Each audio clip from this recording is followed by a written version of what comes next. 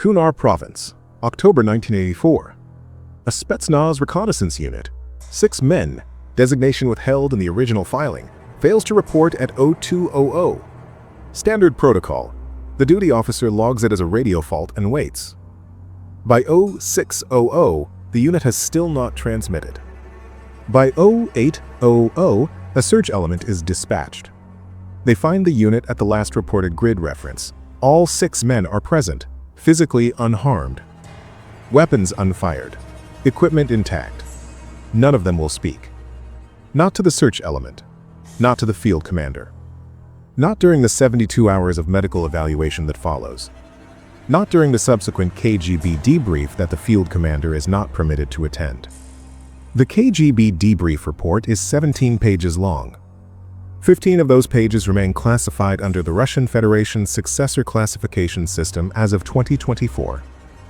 The remaining 2 pages were released in 2019 as part of a partial Afghan War Archive declassification. This is what they contain.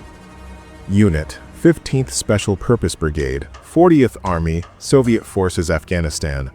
Location, Kunar Province, grid reference 34 degrees north, 71 degrees east. Elevation approximately 400 meters. Date of incident, October 11 to 12, 1984. Classification, Soversheno, SEKRETNO, top secret. Reporting authority, KGB Third Directorate, Military Counterintelligence. File reference 3D1984 AF119. Status, partially declassified 2019.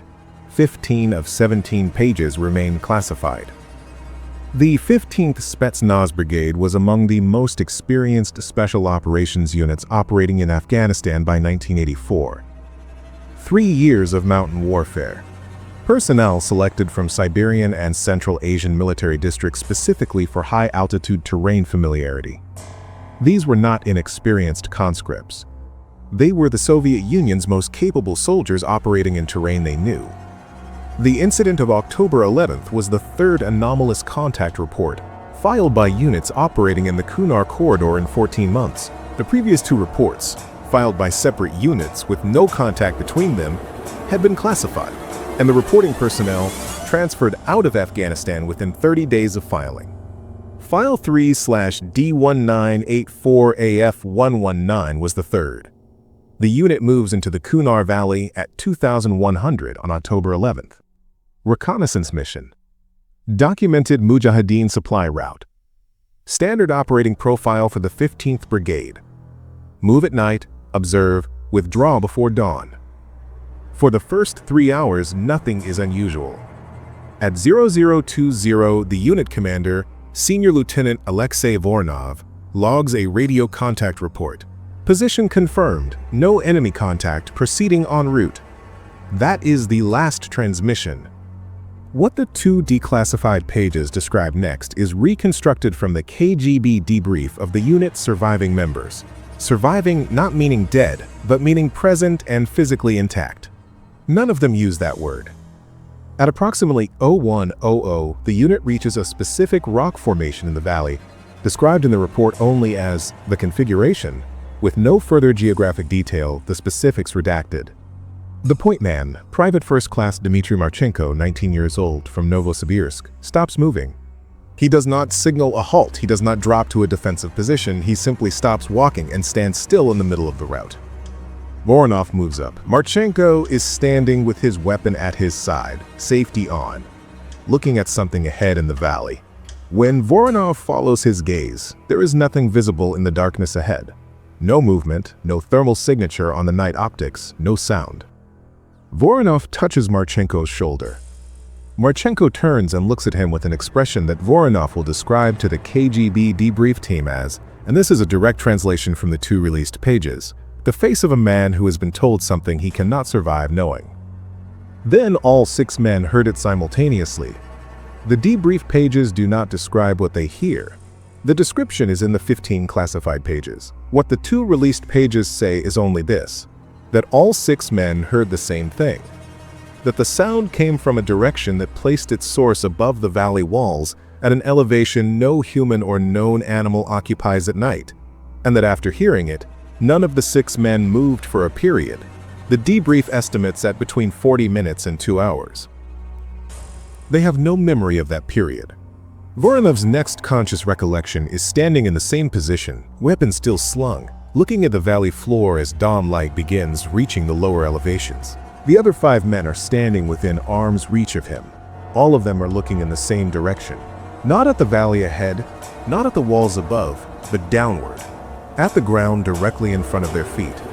The ground where they are standing shows no footprints except their own approach route.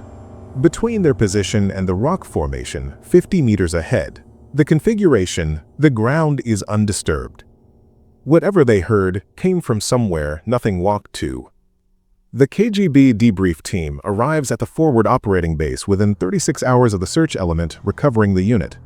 A response time that tells its own story about how seriously the Third Directorate took File 3 D1984AF119. The official finding recorded in the 2 released pages is a single line. Personnel experienced collective psychological event consistent with high-altitude environmental stress and possible chemical agent exposure. Further operational deployment not recommended pending full psychiatric evaluation. No chemical agents were detected in the personnel's blood work. The psychiatric evaluations, conducted at a secure facility in Tashkent rather than the standard military medical unit, are not among the documents released in 2019. Voronov is transferred to a garrison posting in the Ural military district within 3 weeks.